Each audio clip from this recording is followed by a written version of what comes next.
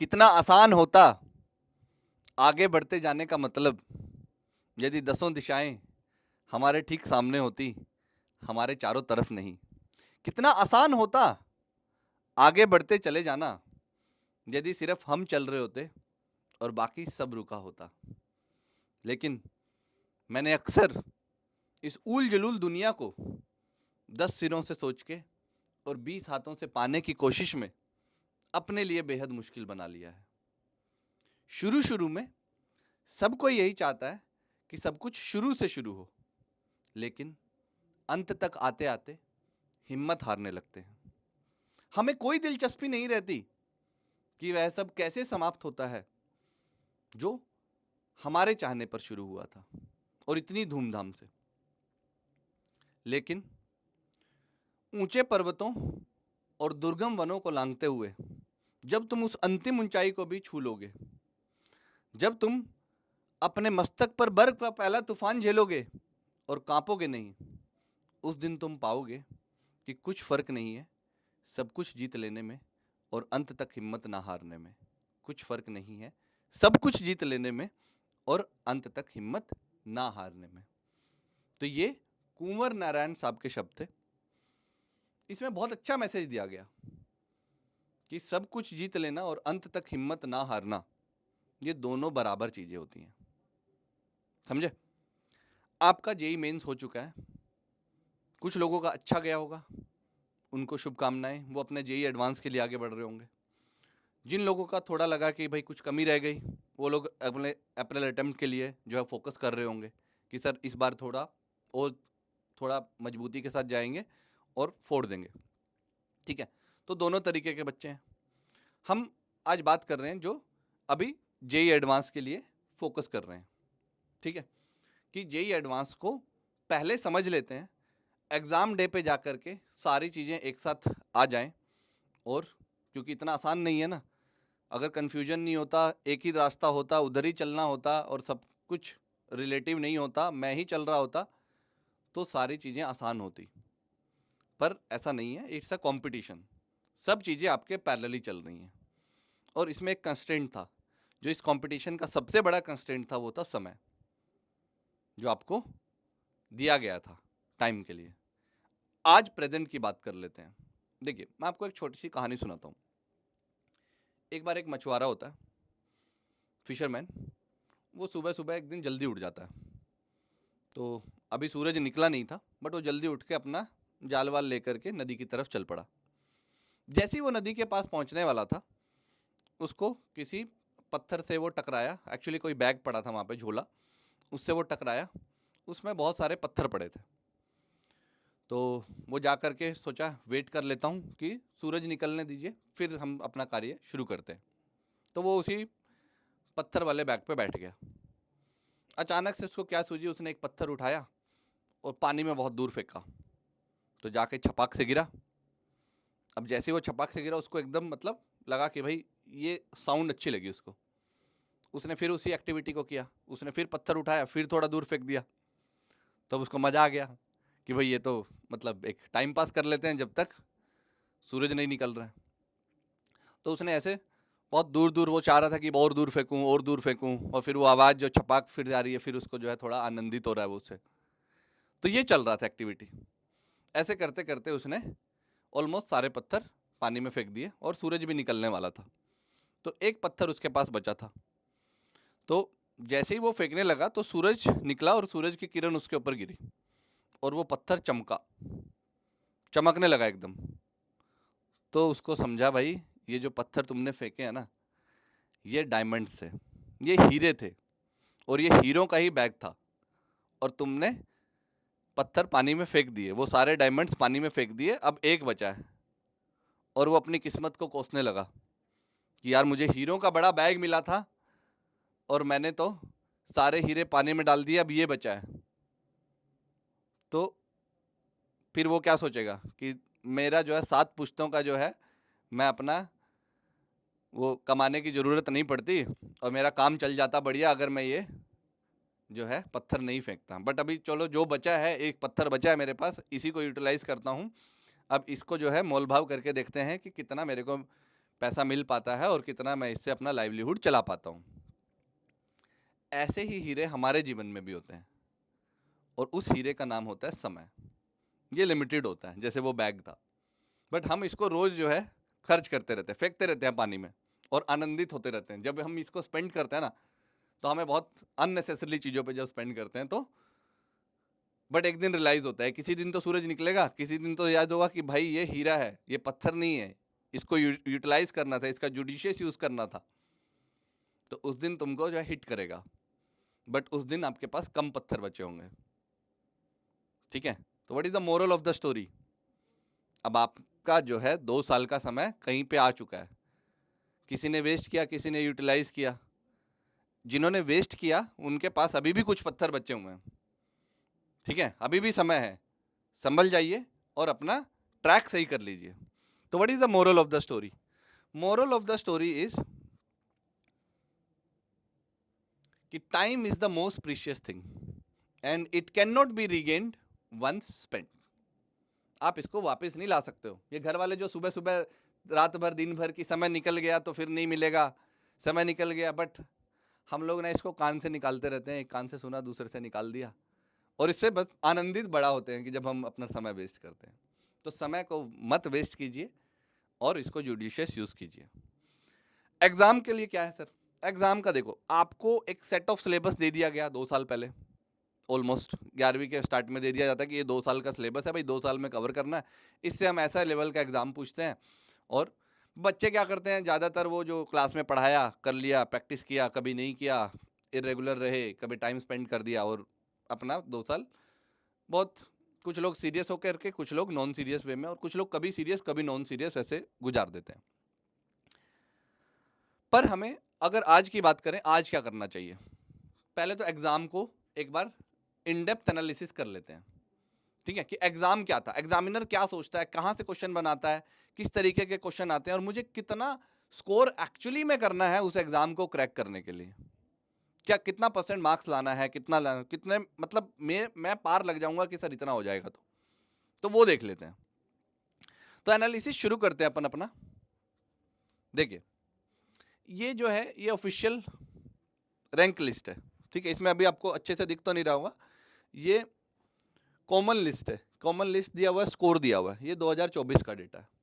ठीक है, इसका समरी इधर लिख दिया, ये समरी बना दिया गया कि अगर आपको IIT JEE 24 का 360 मार्क्स का टोटल पेपर था। ठीक है, अब इस 360 मार्क्स में आपको कितने परसेंट मार्क्स लाने हैं, कौन कौन सी रैंक के लिए? देखिए जी, डेटा देखते हैं। जिसका 10 रैंक आया है उसको 92% मार्क्स वो लेकर के आया, 92%। अब परसेंटेज आप निकाल सकते हो कितना होगा, 360 का 92%, वो आप इतना समझदार हो। 100 मार्क्स जो लेकर के आया वो 100 रैंक जो लेकर के आया वो 83% मार्क्स पे लाया है। 500 रैंक लाने के लिए आपको सिर्फ 72 मार्क्स चाहिए। आपको 1000 रैंक लाने के लिए 65%, मतलब 65%, जिसको घर वाले बहुत बुरा मानते होंगे शायद, भाई आपकी ऑल इंडिया रैंक 1000 आएगी, आपको कोई भी IIT मिल जाएगा। ठीक है, घर वालों को रैंक देखनी होती है, ये परसेंटेज नहीं, ये आपके लिए है। आपको क्या चाहिए कि सर मुझे बता दीजिए कितने परसेंट मार्क्स स्कोर करना है। तो मतलब 1000 बच्चे ही सिर्फ ऐसे हैं जो 65% मार्क्स ला पाते हैं, तो पेपर तो टफ ही होता होगा। पेपर का टफनेस मेंटेन किया गया और बहुत अच्छे स्तर का पेपर रखा गया ताकि बहुत एक जेन्युइन क्राउड को फिल्टर किया जा सके, और वहाँ जो है एक टैलेंटेड पूल जो भी पहुँचेगा वो बहुत अल्ट्रा टैलेंटेड पूल होगा उस एकेडमिक एक्सीलेंस के उसमें। आपको देखिए 2000 रैंक लाने के लिए इतना, 3000 के लिए इतना, 4000 के लिए इतना, 5000 रैंक लाने के लिए आपको 48%, मतलब लेस देन 50% स्कोर करना है, आपको 5000 रैंक आ जाएगी। मतलब 5000 बच्चे भी इंडिया में ऐसे नहीं है जो इससे ऊपर स्कोर कर पाते हैं। और यही नंबर अगर 10,000 तक जाएगा, 10,000 रैंक, यहाँ पे थोड़ा सा ज़्यादा नंबर ऑफ स्टूडेंट आने लगते हैं।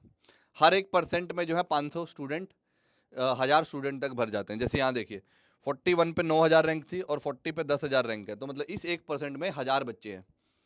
1% कितना हो गया, मतलब एक 3 मार्क्स के गैप में आपका अगर मार्क्स पीछे है और 3 मार्क्स का अगर एक कोई क्वेश्चन गलत हुआ तो आपकी रैंक 1000 रैंक पीछे जा सकती है, इतना सीरियस है। ठीक है, तो अब यहाँ से देखना शुरू करते हैं कि सर देखिए कितना मुझे एकदम सीट सिक्योर करने के लिए क्या करना पड़ेगा, कितना लाना पड़ेगा। देखो सीट सिक्योर करने के लिए कम से कम जो है अच्छी सीट और जिसमें आपको चॉइस का भी मिले, 5,000 के ऊपर रैंक। 10,000 में ये होगा कि अच्छा आईआईटी तो जा ही रहे हो, कोई आईआईटी मिल जाएगी, ब्रांच साइज चॉइस का ना मिले या ना मिले। 5,000 के ऊपर, और यहाँ तो 10,000 के अगर ऊपर आ रहे हो तो फिर तो सब कुछ मन पसंदीदा हो सकता है। ठीक है, गिवन के कुछ कॉलेजेस के कुछ ब्रांचेस को छोड़ दिया जाए। आईआईटी बॉम्बे सीएस के लिए क्या पता आपको 100 में ही आना पड़े, आईआईटी दिल्ली सीएस के लिए क्या पता 150 रैंक ही लानी पड़े, अंडर 150 आना पड़े, समझा, तो ही जा करके वो बहुत सेलेक्टिव होगा। बट हाँ कि यहाँ पे 1,000 रैंक में भी आपको decent courses, decent branch, decent जो है आपको जो अपने चॉइसेस जो मन मुताबिक थे उसमें ज़्यादा कॉम्प्रोमाइज़ नहीं करना पड़ेगा। यहाँ क्या होगा, आईआईटी तो मिल जाएगी बट कॉम्प्रोमाइज़ के होने लगेंगे, आपका जो पढ़ना चाहते थे और जहाँ से पढ़ना चाहते थे उसमें थोड़ा कॉम्प्रोमाइज़ होने लगेगा। बट यस, एक अच्छे रिनाउंड इंस्टीट्यूट में आप पहुँच जाओगे। सर पर ये तो एक ही साल का डेटा है, ये तो एक ही साल का डेटा है, क्या ये मतलब एवरेज भी ऐसा ही है क्या? देख लेते हैं जी। अगर मैं पिछले 10 साल का डेटा देखें, कहाँ से कहाँ तक, 2024 से लेकर के 2015 तक का, तो देखिए यहाँ पे 65% था। पिछले साल 1,000 रैंक सिर्फ 60% पे आई है। उससे पिछले साल तो 47, मतलब पेपर बहुत टफ रहा होगा। 47% मार्क्स लाने पर, कौन से ईयर में, 2022 में, अगर सिर्फ 47% मार्क्स लेकर के आते तो आप जो है 2022 में 1,000 रैंक ले आते। यहीं देखिए सिर्फ 32% मार्क्स लाने पर आपको 5,000 रैंक। 32% कितना होता है, 1/3 ऑफ द पेपर। मतलब 2 सब्जेक्ट आपको बस सिर्फ मिनिमम मार्क्स स्कोर कर लो, minimum cut off marks score कर लो, और सिर्फ एक पेपर, एक सब्जेक्ट को फोड़ दो पूरा, तो भी आपका 32% आ जाएगा। और कितनी रैंक आएगी, 5,000, सारे आईआईटी मिल जाएंगी। ठीक है, और चॉइस से थोड़ा कॉम्प्रोमाइज़ करना पड़ सकता है। 1,000 पे तो एकदम मस्त मोला रहोगे, समझा। तो ये डेटा को रिप्रेजेंट करने का तरीका क्या है कि देखो सर एवरेज बता दीजिए मुझे। देखो बहुत बहुत हद तक ये भी गया है, जैसे यहाँ देखिए 2017 में 60% नंबर लाने पे आपका 5,000 रैंक किया है। इसको देखिए डेटा को, तो ये थोड़े आउटलायर हैं कि किसी साल पेपर थोड़ा इजी आ गया होगा तो कट ऑफ बढ़ गया, किसी साल पेपर बहुत टफ रहा होगा तो कट ऑफ गिर गया। इस साल देखिए, देखो 26% नंबर, 26% कितना ही होता है यार, 26% कितना ही होता है, देखो ये है, इसका 25% कर दो, 1/4, 90 नंबर लाने पे भी आप आईआईटी जा रहे थे। 360 में से 90 नंबर लाने पे भी आईआईटी में सिलेक्शन हो जा रहा था। तो समझिए, मतलब आपको अगर ओवरऑल एवरेज आउट किया जाए कि सर मेरे को ओवरऑल एवरेज दे दीजिए, तो एवरेज स्कोर देखो यहाँ पे, एवरेज स्कोर मतलब 60% मानिए, 60% पे आपका, 58% पे 60% के आसपास आप 1,000 रैंक ला रहे हो। 60% मार्क्स पे 1,000 रैंक ले आओगे, ठीक है, 1,000 के आसपास ही आ जाएगा। क्लियर है? हाँ, जैसे मेरा एक अभी स्टूडेंट था, वो आईटी रोपड़ में पढ़ रहा है, ठीक है, कंप्यूटर साइंस, तो उसका जो है कुछ इसी के आसपास मार्क्स था, इसी साल की बात है 2024, अभी गया है जस्ट स्टूडेंट, तो वो इसके आसपास कहाँ गया, 60% के आसपास यहाँ पे कंप्यूटर साइंस ले लिया वो, ठीक है।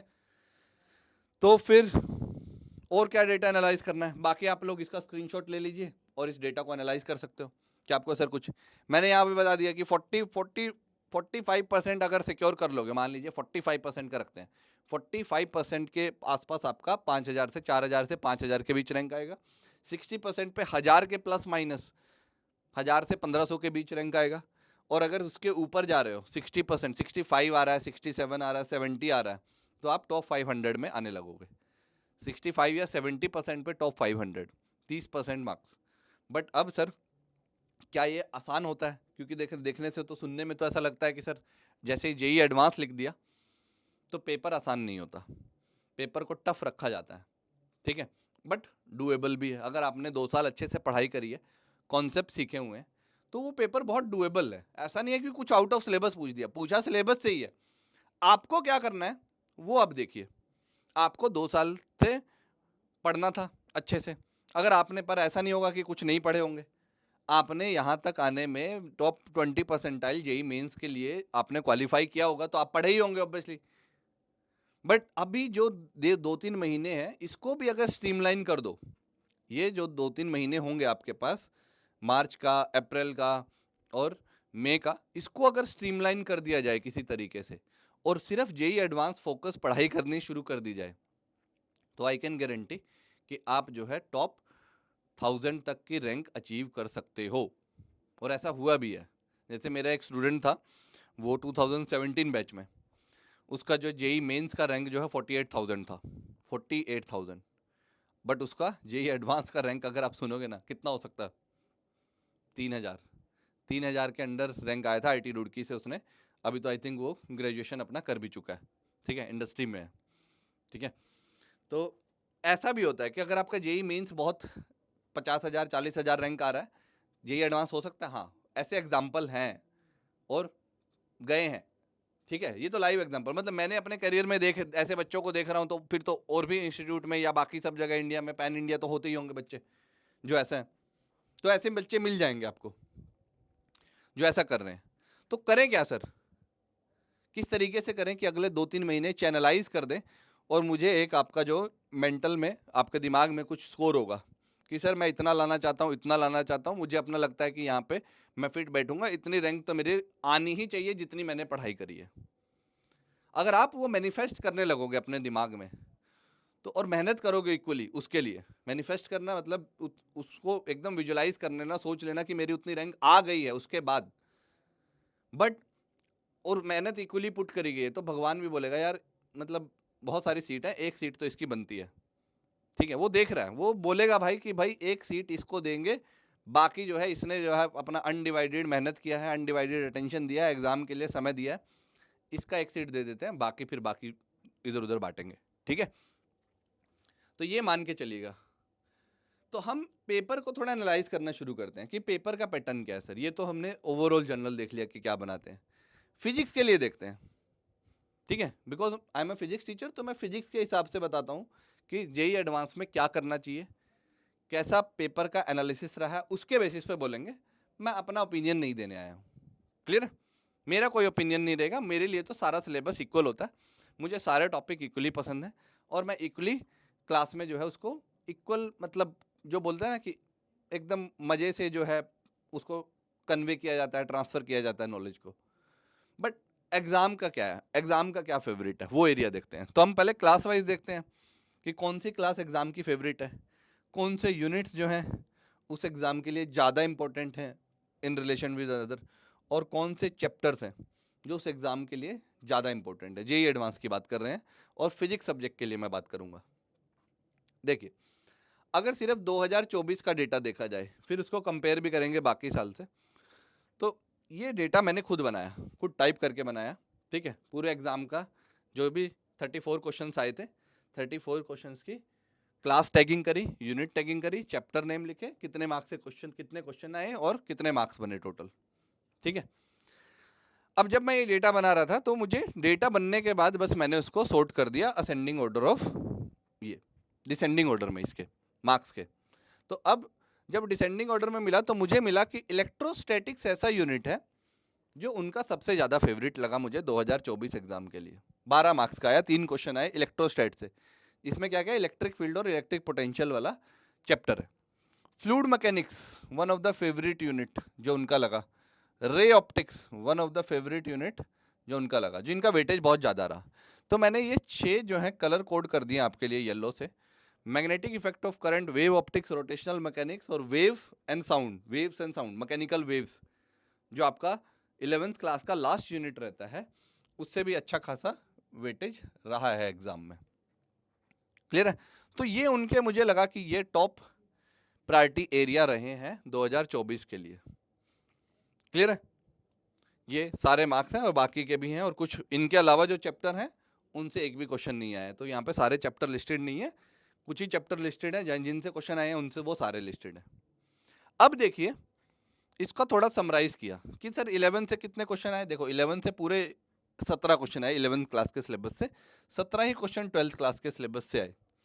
मार्क्स का वेटेज क्या था, क्योंकि मार्क्स अलग, हर क्वेश्चन के अलग होते हैं, तो 61 मार्क्स 11 से, तो आपको मिलेगा कि अच्छा ऐसा वेटेज है, तो बराबर ही है, इतना कुछ चेंज नहीं है। 11th क्लास और 12th क्लास का वेटेज इस साल बराबर रहा 2024 में। अगर मैं इसकी बात करूं, 9 क्वेश्चन आए, मार्क्स कितने, 31 मार्क्स का आया, ये 50 मार्क्स का आया, तो कितने, 42% मैकेनिक्स। बट मैकेनिक्स में चैप्टर भी, नंबर भी ज़्यादा है। मैकेनिक्स में ऑलमोस्ट 11th का 70% तक सारा चैप्टर्स मैकेनिक्स में ही आ जाता है, ठीक है। तो ऑब्वियसली उससे तो ज़्यादा आएगा ही। बट ये भी है कि मैकेनिक्स को छोड़ के जाने का अगर किसी का जो है मन है कि मेरे को नहीं समझा, आप ये नहीं कर सकते। चाहे आप सेलेक्टिवली क्वेश्चंस करके जाएं, कुछ चैप्टर प्रिपेयर करके जाएं, आपको करने पड़ेंगे। कौन से करने पड़ेंगे वो हम देखते हैं। इलेक्ट्रोमैग्नेटिज्म, इलेक्ट्रोमैग्नेटिज्म में इलेक्ट्रिक फील्ड, मैग्नेटिक फील्ड और ये सारे चैप्टर पूरा का पूरा ईएम वेव, एसी, ईएमआई, सारे के सारे चैप्टर मिला लें तो उससे लगभग 31 मार्क्स और 26% का वेटेज। तो 70% तो 11th का मैकेनिक्स और इलेक्ट्रोमैग्नेटिज्म से आ रहा है। फिर ऑप्टिक्स का वेटेज देखें, इस साल ऑप्टिक्स का वेटेज इंक्रीज हुआ, 18% तक ऑप्टिक्स से क्वेश्चन आए हैं। 6 क्वेश्चन सिर्फ 2 चैप्टर से, 2 चैप्टर हैं ऑप्टिक्स में, रे ऑप्टिक्स और वेव ऑप्टिक्स। इन 2 चैप्टर से मिला के आपके पास 18% का वेटेज रहा एग्जाम का। क्लियर है? 18% तक एग्जाम का वेटेज गया है। सर इसमें और क्या है, इन चैप्टर से कोई क्वेश्चन नहीं आए। ये ऐसे चैप्टर हैं जिनसे इस बार कोई भी क्वेश्चन नहीं आया। सर तो क्या ये जनरल ट्रेंड है? ये तो इस साल का था, एक साल में देख लिया आपने जस्ट, ये जो अभी पेपर हुआ उससे क्या रहा। इसको ना पास्ट ईयर से कंपेयर करते हैं and we will try to find out through this data कि भाई डेटा क्या बोलता है, ठीक है। इसमें देखते हैं, तो क्लास वाइज कंपैरिजन करते हैं पिछले 5 साल का। पिछले 5 साल में क्या पूछा उन्होंने। यहाँ तो अभी हमने देखा कि बराबर था, बट 2023 में ऐसा नहीं था। 2023 में देखो क्या था, 62% 11th और 38% 12th। बट यहाँ पे देखोगे 2020 में तो उल्टा कर दिया।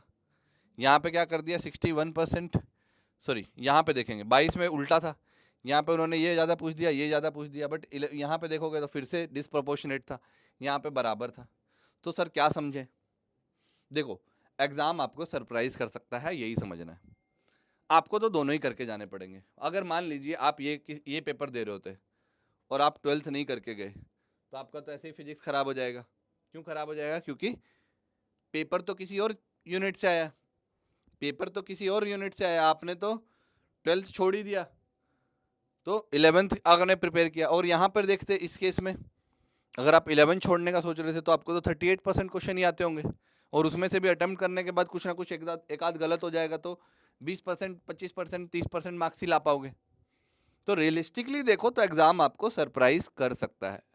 तो आपको क्लास बायस नहीं रखना है, फर्स्ट एडवाइस। दोनों क्लास इक्वली इंपॉर्टेंट है। एवरेज आउट कर दिया जाए तो बराबर दिखेगा। 5 साल का एवरेज अगर ले दिया जाए तो आपको ये ग्राफ में बराबर दिखेगा।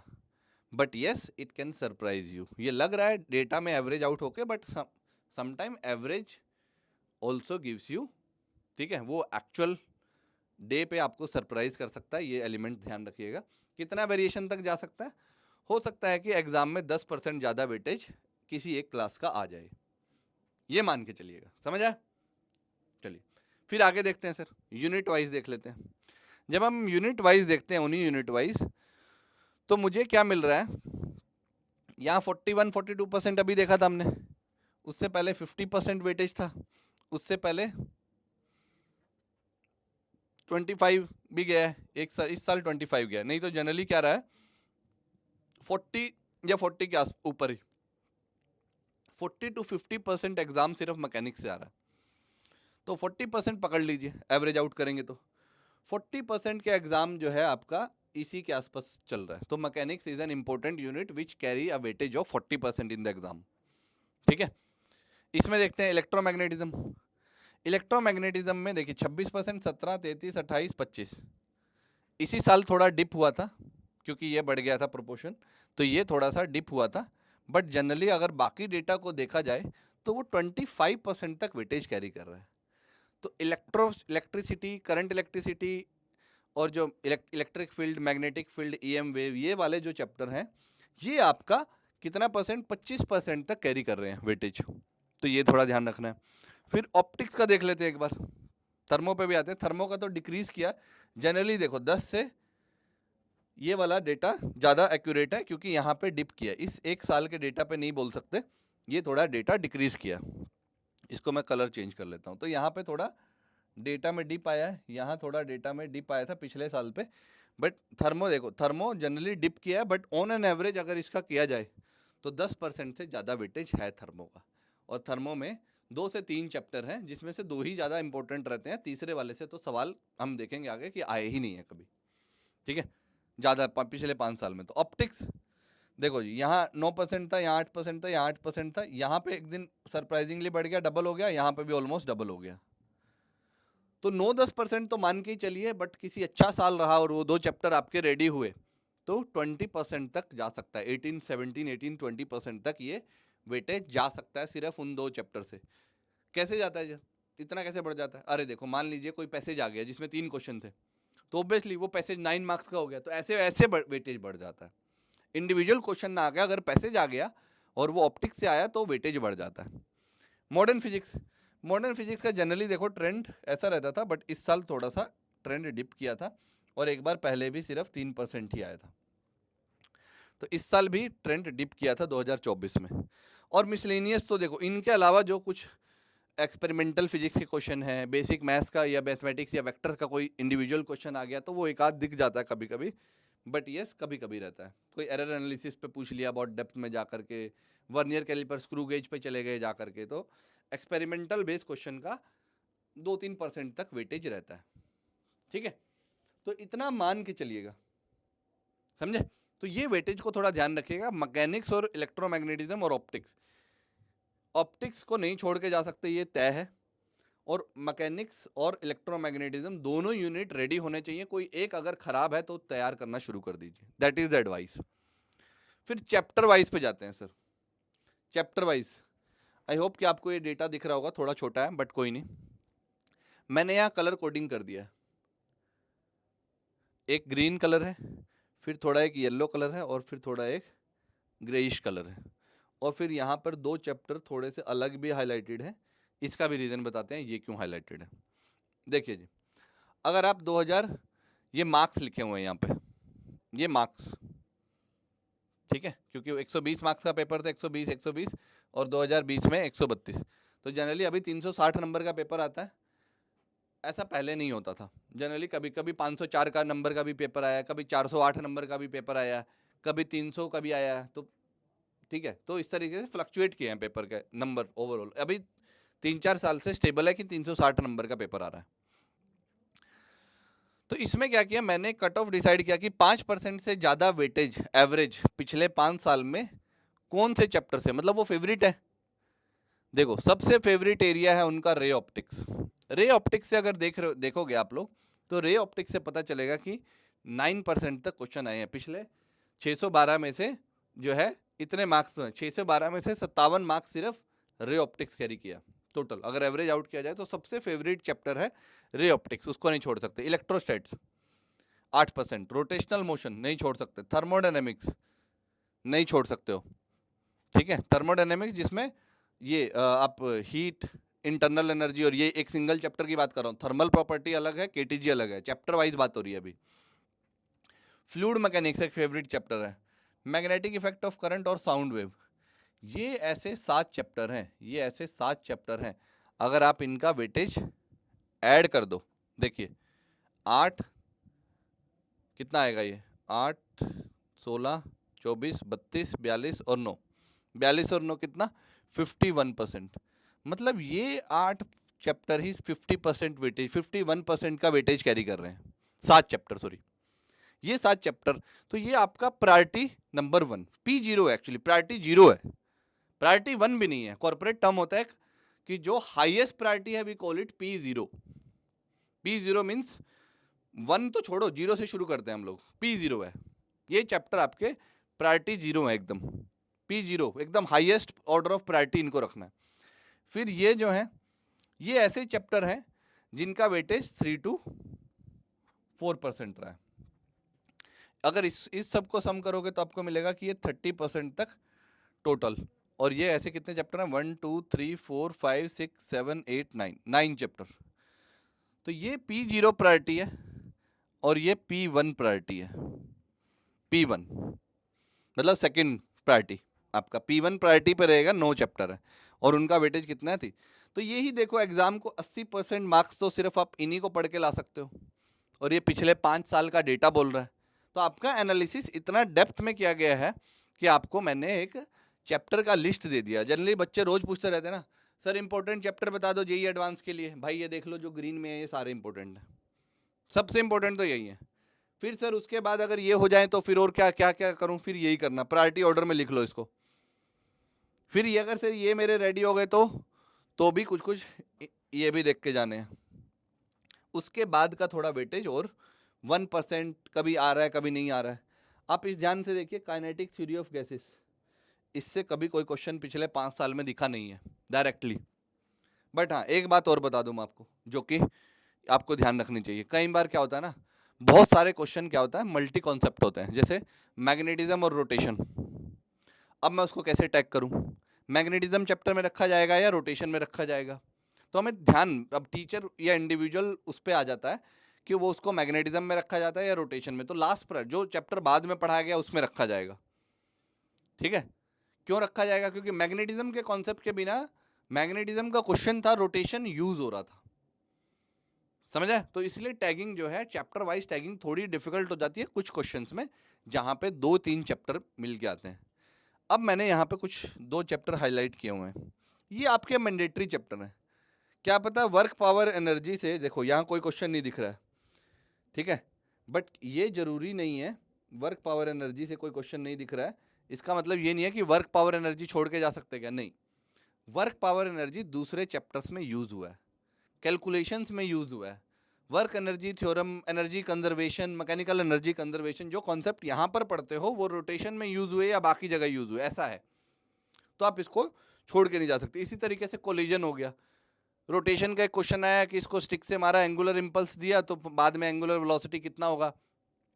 अब आपको पहले पता तो होना चाहिए कि मोमेंटम क्या होता है, कोलिजन क्या होता है, conservation of angular momentum, conservation of linear momentum apply करोगे तो कोलिजन के कॉन्सेप्ट आपके क्लियर होने चाहिए। तो ये 2 फंडामेंटल चैप्टर हैं, इनके अलावा भी जिस पे आपको ध्यान देना है, जिसको आपको पढ़ के जाना है, समझे।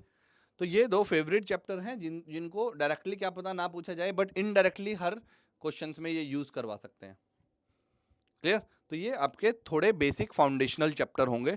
बट हाँ ऐसा नहीं है कि बिल्कुल नहीं आया, जैसे कोलिजन से इसी साल एक पैसेज आ गया था 6 नंबर का, 2 क्वेश्चन आ गए थे कोलिजन से डायरेक्ट, ठीक है। बट पिछले साल एक था, उसके उसके पहले जो है नहीं आया था, ऐसा भी दिखा है। तो इस तरीके से थोड़ा एनालाइज कर लेना, इस डेटा को स्क्रीनशॉट ले लो, आप भी अपने एनालिसिस से कुछ कुछ ध्यान रख सकते हो। मैंने क्या बताया, मुझे जो टेक अवे मिला चैप्टर्स के टर्म में, ठीक है। अब इनका वेटेज ये शफल करते रहेंगे, अगले साल क्या पता इलेक्ट्रोस्टैट ऊपर चला जाए या वेव साउंड थोड़ा ऊपर आ जाए, फ्लूइड मैकेनिक्स नीचे चला जाए, वो तो होगा ही होगा। पेपर बनाने वाला दूसरा बंदा होगा ना, उसका जो है अपने दिमाग से सोचेगा कि मैं ये वाला कॉन्सेप्ट पूछता हूँ, ऐसा पूछता हूँ, ऐसा पूछता हूँ। तो आपको समझ आना चाहिए कि भाई देखो, फ्लूइड मैकेनिक्स के बारे में जो है मेरे फाउंडेशन क्लियर होने चाहिए, ये हाईएस्ट वेटेड चैप्टर है, दैट्स इट सर। तो मैंने लिस्ट दे दी आपको, ये है P0 लिस्ट, ये रहे चैप्टर आपके 7 चैप्टर।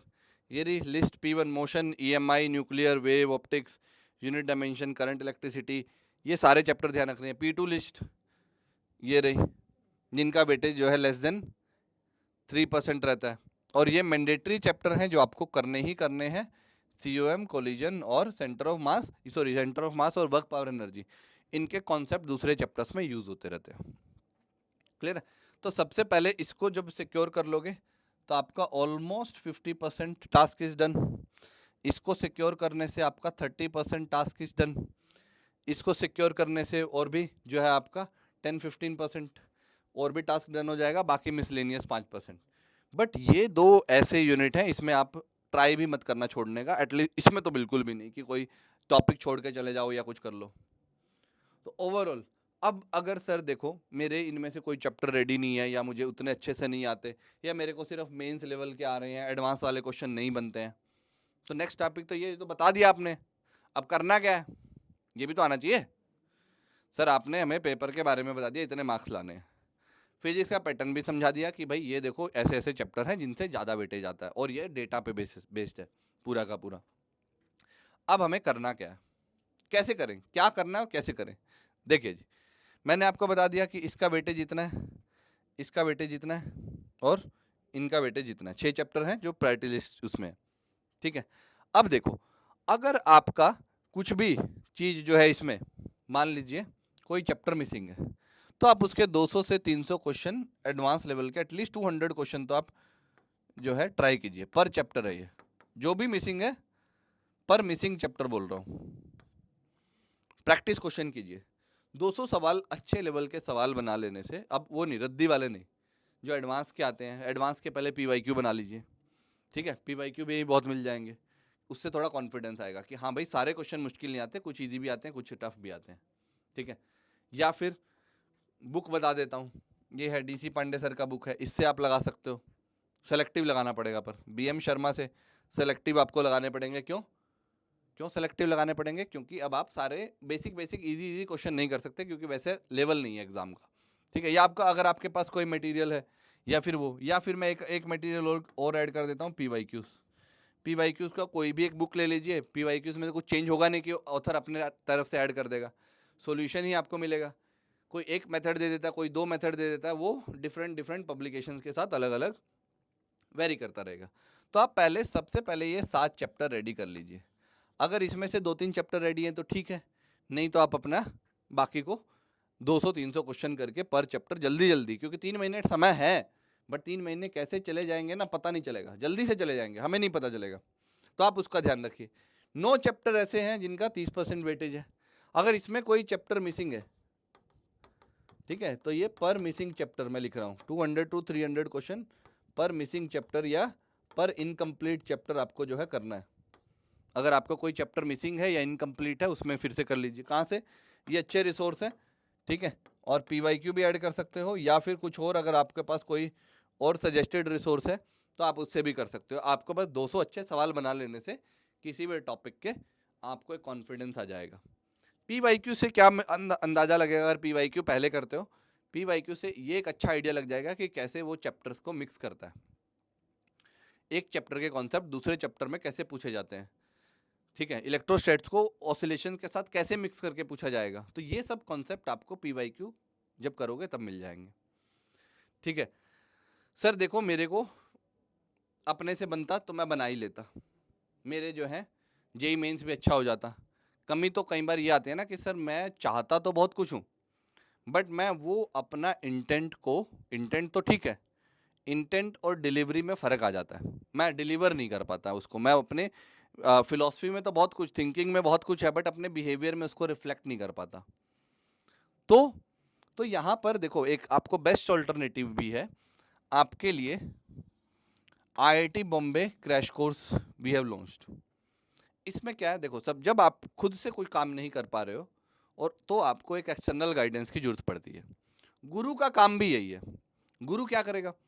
गुरु बोलेगा कि देखो जी, ये एनालिसिस, जैसे मैंने अभी एनालिसिस किया हुआ, तो मुझे पास्ट ईयर का ट्रेंड, क्योंकि मैं 10 साल 9 साल से पढ़ा रहा हूँ, ठीक है। जो और एक्सपीरियंस टीचर हैं उनके पास और ज़्यादा एक्सपीरियंस है, ठीक है।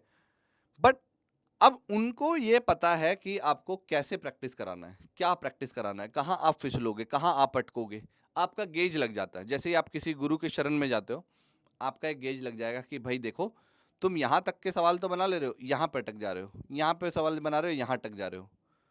अब देखो, वो आपको एक पर्सनलाइज मेंटरशिप दे तब तो कुछ हो, नहीं तो आप रिकॉर्डिंग में तो बहुत सारे यूट्यूब पे भी आपको कंटेंट मिल जाएगा, जा करके देखिए। बट फिर क्या होगा, एक लेक्चर का मिल गया, फिर अगला मिसिंग है, फिर एक चैप्टर यहाँ से पढ़ा, तो उसमें और खिचड़ी पक जाती है, लास्ट में लगता है कि यार सब छोड़ो, टाइम भी वेस्ट हो गया, कुछ नहीं निकला। तो फिर क्या करें? तो एक स्ट्रक्चर्ड तरीके से अगर कोई मेरे को 2-3 महीने पढ़ा दे, बिठा करके गाइडेंस के साथ कि सर ये कर लीजिए, ये कर लीजिए, ऐसा यहाँ से बच के चलिए, ये वाला क्वेश्चन ज़्यादा अटैम्प्ट कीजिए, आप पर्सनली किसी के साथ डिस्कस कर लेते हो 2 साल, और 2 महीने के लिए अगले नेक्स्ट, और फिर जो है बैठ करके सवाल भी बना रहे हो, लाइव सवाल बना रहे हैं कि भाई ये दिया, आप क्या सोच रहे थे, आप बताओ, दूसरा बच्चा क्या सोच रहा था, कौन कर पा रहा है, कौन नहीं कर पा रहा है, किस तरीके से ऑल्टरनेटिव मेथड्स डेवलप हो रहे हैं, वो आप क्लास में देखते हो। तो इस तरीके का ही कुछ ये हमने डिज़ाइन किया आपके लिए course, IIT Bombay crash course batch. ये 2 से ढाई महीने, जब तक आपका जेईई एडवांस का पेपर नहीं हो जाता, तब तक इसमें आपको लाइव एप्लीकेशन क्लासेस और जो है डाउट सॉल्विंग या जो आपके रिकॉर्डेड लेक्चर्स हैं, जो चैप्टर मिसिंग है इसमें से, अगर आपका कोई चैप्टर मिसिंग है तो वो भी आप कर सकते हो। ठीक है, इसमें सबसे ज़्यादा फोकस किस पे रहेगा? दो चीज़ों पे सबसे ज़्यादा फोकस रहेगा। अगर हम बात करते हैं बेस्ट ऑल्टरनेटिव, जो कि आपका है IIT Bombay crash course batch. ठीक है, सो आई क्वांटा एंड ATP स्टार आपके लिए हमारी तरफ से ये रहेगा। इसमें जो सबसे अच्छा फीचर है that is live application classes. Live application classes में हम आपके साथ बैठेंगे, ठीक है, 2 से 3 घंटे पर सब्जेक्ट जो है बैठ रहे हैं। अब आपको बोला जा रहा है कि ये क्वेश्चन स्क्रीन पे आ रहा है, इसको with in time limit 3 minute में सोल्व कीजिए, 2.5 मिनट में सोल्व कीजिए, 4 मिनट में सोल्व कीजिए। तो वो depending upon the lengthiness of the question आपको एक टाइम दिया जाएगा और आप उसी टाइम लिमिट में सोल्व करोगे बैठ करके ट्यूटर के साथ और बाकी बच्चों के साथ। जब आप अटेम्प्ट करना एक टाइम दे दिया जाता है तो दिमाग थोड़ा ज़्यादा फास्ट वर्क करने लगता है, जो कि आप खुद बुक से सोल्व करते वक्त लीनियरली वो मेथड अप्लाई नहीं कर पाते हो। तो जब आप लाइव एप्लीकेशन क्लासेस में बैठोगे तो हर क्लास में आपका इंप्रूवमेंट होगा और हर रोज क्लास होगी, तो हर रोज आप डेल्टा का इंप्रूवमेंट लाओगे कि आज मैंने ये सीखा, आज मैंने ये 4 मेथड सीखे, आज मैंने ये ऑल्टरनेटिव मेथड सीख लिया, ये एक मेथड आता था ये दूसरा सीख लिया। तो live application classes is only about more and more number of problem solving. सिर्फ JEE focus, JEE advance focus problem solving होगी। और अगर आपका कोई चैप्टर वीक है तो आपको जो है रिकॉर्डेड लेक्चर्स भी मिलेंगे, रिकॉर्डेड लेक्चर्स जो कि टॉप मोस्ट फैकल्टी, ठीक है, लाइव क्लासेस तो मेरे साथ होंगी, इसमें जो सारी आपकी लाइव क्लासेस हैं उसमें मैं रहूँगा, आपके साथ बैठेंगे हम लोग। रिकॉर्डेड लेक्चर्स जो हैं we have already recorded those lectures, और इसमें सीनियर फैकल्टीज कोटा के दूसरे बड़े जो हैं, जो भी आप नाम सुनते होंगे, ठीक है, जितने टॉप मोस्ट फैकल्टी हैं 20 ईयर्स 25 ईयर्स एक्सपीरियंस, उनके रिकॉर्डेड लेक्चर हैं। इसमें भी आपका 75% तक एप्लीकेशन है और 25% तक थ्योरी है, क्योंकि थ्योरी आपने ऑलमोस्ट पढ़ लिया होता है।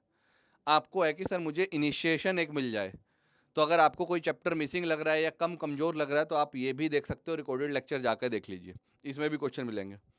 तो ऑन एन एवरेज आप जो है DPP को मिला करके, इसको मिला करके और तीनों सब्जेक्ट के मिला लें तो 10,000 के आसपास क्वेश्चन हो जाएंगे।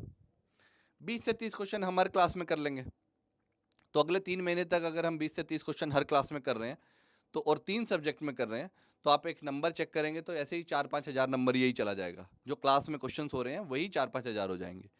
DPP आपको हर हर जो रिकॉर्डेड लेक्चर के बाद एक DPP मिलता है, जिसमें 40 to 50 good number of and very selective problem आपको मिलेंगे, जो आप अटेम्प्ट करोगे खुद से, सेल्फ अटेम्प्ट होमवर्क मिलेगा आपको, जिसको आप डाउट सॉल्विंग के लिए भी यूज़ करोगे कि भाई मेरा डाउट आया इसमें। तो 100% focus on problem solving which is in application classes, और ये कुछ ऐसा एप्लीकेशन क्लासेस आपको दिखता है, ठीक है।